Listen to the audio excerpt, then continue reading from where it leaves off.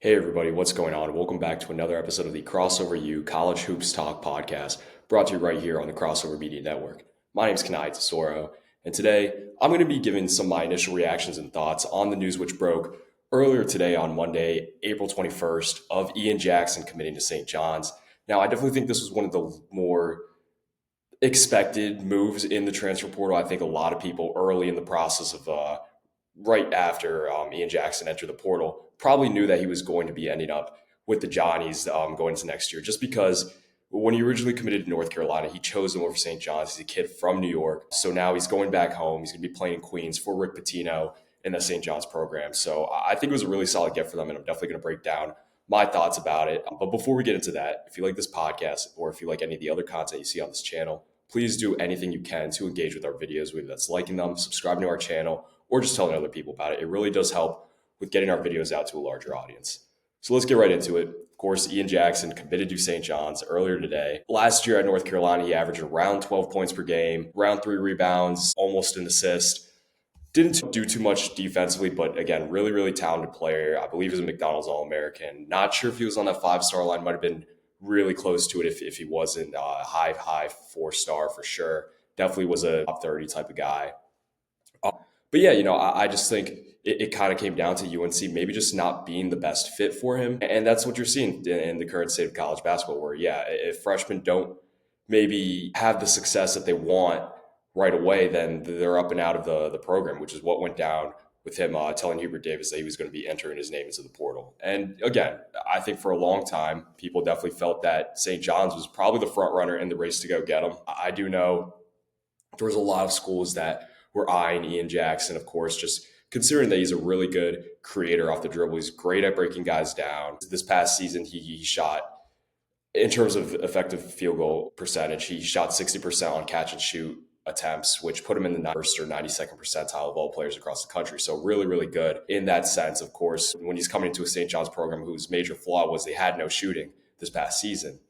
But I do have some thoughts regarding, I don't know that I definitely do think they wanted to go after Ian Jackson regardless of if they're able to land another point guard like Xavier Lee, who I know they went after very, very heavy before Xavier Lee chose to go to Florida to play for the defending national champions. And now I know St. John's was in Xavier Lee's top three. I believe it came down to Kansas, St. John's, and Florida, of course, ended up choosing to go to Gainesville for this next season. But I do think that there's a lot to replace in terms of having a guy that can play the lead guard role, be a facilitator, and they kind of still don't have that even with Ian Jackson. I just think, there's so much you have to replace at the guard spot for the St. John's program. You lose Kanaye Richmond, who graduated after his 5th year of eligibility. Same deal with Davon Smith. You also lose Simeon Wilcher, who didn't really play the point all too much, but RJ Lewis, another guy who was on ball a lot. Of course, we'll see what goes down with him.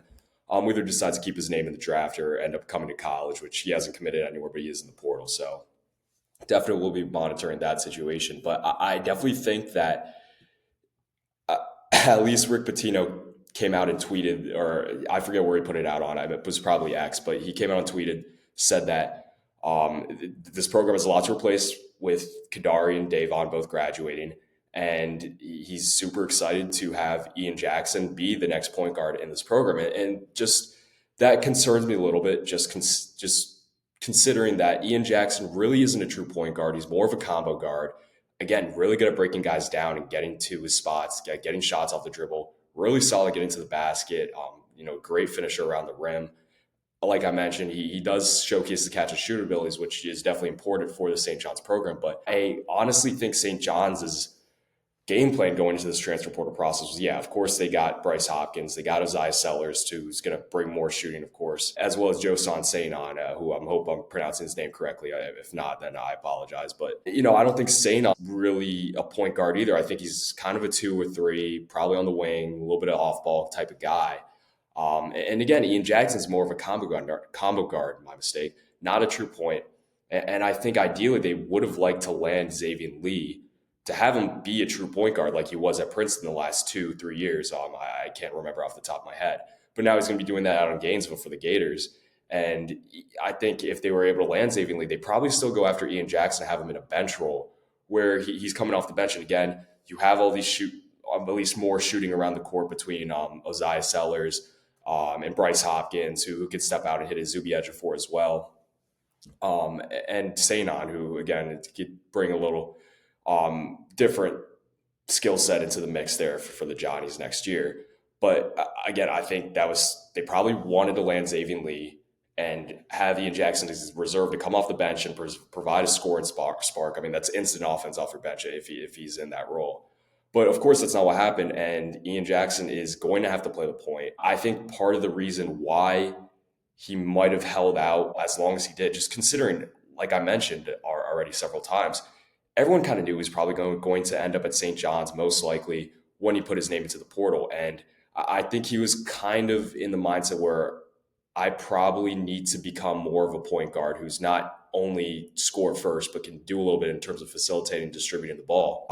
And I think he wanted to hold out a little bit to see what St. John's did in terms of if they were able to land a point guard like Xavier Lee. And of course they didn't. So now I think that gave Ian Jackson the full confidence to, okay, I'm going to commit here. I'm going to play for arguably the best coach in the country, Rick Pitino. I mean, you just have to consider what he did with a team that had such a large flaw in their lack of shooting this past season. And he made them into a top 10 team in the country. Of course, they lost to Arkansas in the second round in a huge upset for Arkansas and that program and Coach Calipari. But I think he realizes he has the opportunity to come in and learn a lot from a coach like Rick Pitino and try to develop into someone who was a combo guard, kind of in a score first mentality, to someone who is capable of being a true point for the St. John's program. And I really do think that St. John's is going to need him to do that if they want to make it to a Final Four next year, which I definitely think they have the guys to be able to do that. I mean, you look at their starting lineup, the way it's set up right now between Ian Jackson, Ozzie Sellers, Seinan, Bryce Hopkins, and Zuby Ejiofor, which those two alone,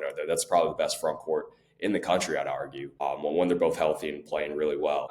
I think, again, it's going to be crucial for St. John's to be able to get that out of Ian Jackson going into next year. And I do think Ian Jackson is realizing this is probably the opportunity he needs to try to prove that he is a legit pro prospect and someone who can make it and play in the NBA and maybe play himself into being a first-round pick in next year's draft. Of course, he definitely had some up and downs at UNC this past year, kind of got buried on the bench at times late in games where he kind of disappeared. That's something I definitely noticed when I watched North Carolina basketball this past year. Of course, he brings energy and he is really quick. Again, I've talked a lot about already what he can do off the dribble, but I just think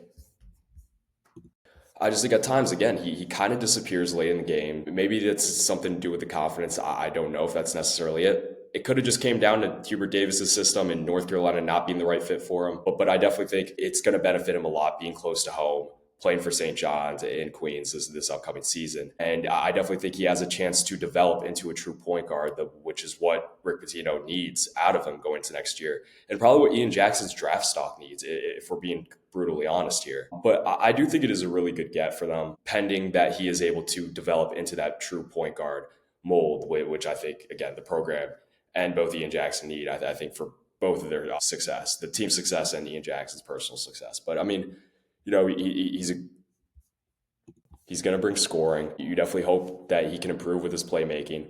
But one thing that does kind of concern me, and this goes kind of across the whole, almost every portal ad that they've had this offseason cycle, I just am a little bit concerned about the defense. Ian Jackson is by no means a great defender. Ozzie Sellers, kind of the same deal with him. Seinan, if I'm being completely honest, I haven't watched too much tape on Seinan, which I need to definitely brush up on and do. But I'm just a little concerned with how that might end up shaping out just in terms of their defense, how they play defensively going into next year. I just worry that I don't know if they're going to bring the toughness and tenacity on the defensive side of the basketball the way that they did this past season with guys like, of course, Kanaye Richmond, a big physical guard, perfect for the Big East, perfect for Rick Pitino, Davon Smith, someone's really fast, definitely could play, be the point of attack defender at times. And I mean, RJ Lewis, outside of that tournament game against Arkansas, was really solid on the defensive end of the ball this past season for them. Of course, he was second team All-American, Big East Player of the Year,